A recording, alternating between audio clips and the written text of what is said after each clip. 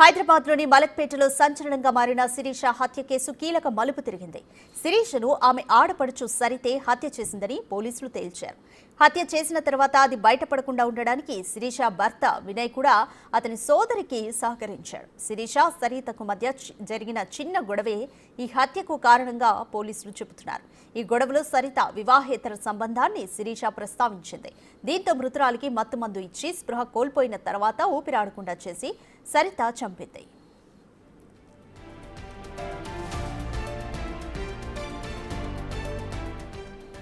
హత్య జరిగిన తర్వాత ఈ నెల 2న ఉదయం 10 గంటలకు శిరీష చనిపోయిందని ఆమె సోదరి స్వాతికి వినయ్ కాల్ చేసి చెప్పాడు. ఈ విషయాన్ని స్వాతి తన మేనమామకు చెప్పింది. ఆయన తాను వచ్చే వరకు మృతదేహాన్ని తరలించొద్దని సూచించాడు. కానీ అవేవీ పట్టించుకోకుండా వారు మృతదేహాన్ని అంబులెన్స్లో సొంతూరికి తీసుకెళ్లారు. అయితే పోలీసుల సాయంతో మృతదేహాన్ని మళ్లీ వెనక్కి రప్పించాడు మృతురాలి మేనమామ. ఆ తర్వాత డెడ్ బాడీని ఉస్మానియాకి తరలించి పోస్ట్ మార్టం చేశారు. శిరీష మెడపై గాయాలున్నాయి. దీంతో అనుమానం వచ్చిన మృతురాలి బంధువులు ఆమె భర్తను నిలదీశారు. అయితే వినయ్ పొంతన లేని సమాధానాలు చెప్పాడు. దీంతో అనుమానాస్పద మృతిగా చాదర్ఘాట్ పోలీసులు కేసు నమోదు చేసి దర్యాప్తు చేశారు. అటు పోస్ట్ మార్టం రిపోర్టులో కూడా ఆమె ఊపిరాడకనే చనిపోయిందని తేలింది. శ్వాస ఆగిపోయిన తర్వాత అసలు ఆ విషయం ఏంటంటే ఆమె ఎప్పటిలాగానే మళ్ళీ బెడ్ మీద పడుకున్నట్టు అట్నే చేసేసి బెడ్ అది కప్పేసిన తర్వాత ఆ ముందు రూమ్లో అంటే ఉన్నటువంటి వినయ్ కుమారు ప్లస్ మళ్ళీ ఎవరైతే వాళ్ళ హస్బెండ్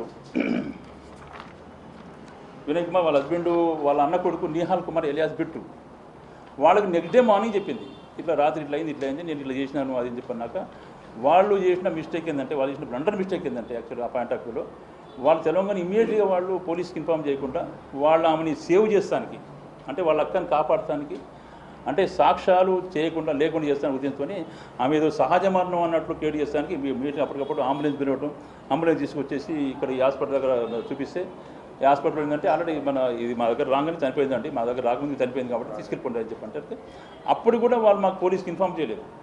మాకు ఇన్ఫామ్ చేయకుండా కావాలని చెప్పి వాళ్ళ అక్కని సేవ్ చేస్తానికి సాక్ష్యాలు ఉన్న వాటిని అజయకుండా ఉండేదానికి ఆమె వాళ్ళ స్వగ్రామం ఉన్నటువంటి సున్నిపెంట దోమలపెంట సున్నిపెంట పక్కన దోమలపెంట ఉంటుంది, నియర్ బై శ్రీశైలం ఉంటుంది, అక్కడ తీసుకెళ్ళిపోతుంది నేటివ్ ప్లేస్కి. పోతున్నప్పుడు ఇమీడియట్గా ఎవరైతే మన ఈ కంప్లైంట్ ఉన్నారో మధుకర్ వాళ్ళకి తెలిసి ఉంటుంది. ఈ మధుకర్ అనే ఆమెకి స్వయాన మేనమామ అవుతాడు, ఎవరైతే చనిపోయిందో శిరీష అని చెప్పి వాళ్ళకి మేనమామ అవడం వల్ల ఇమీడియట్గా ఆయన పోలీస్కి ఇన్ఫామ్ చేయడం, పోలీసు అపాయింట్ కూడా దాంట్లో ఇన్వాల్వ్ కావడం, దాన్ని మొత్తం ఈ విధంగా చేయడం జరిగింది.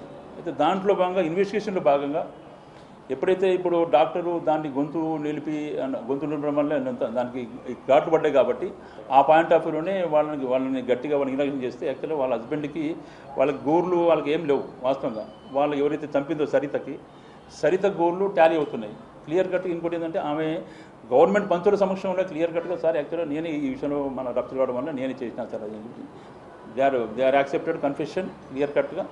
ఆ పాయింట్ ఆఫ్ వ్యూలోనే క్లియర్ కట్గా దాంట్లో సెక్షన్స్ మొత్తం ఆల్టర్ చేసేసి ఆమెను ఏవన్గా ఫిక్సప్ చేస్తూ ఈరోజు ఈ ముగ్గురిని రిమాండ్ చేయడం జరుగుతుందండి. ఇంకోటి ఏంటంటే ఇప్పుడు ఇన్వెస్టిగేషన్ నడుస్తుంది కాబట్టి ఇంకా ఏమన్నా కొత్త యాడ్ చేస్తామంటే కంపల్సరీ దానికి యాడ్ చేస్తాం.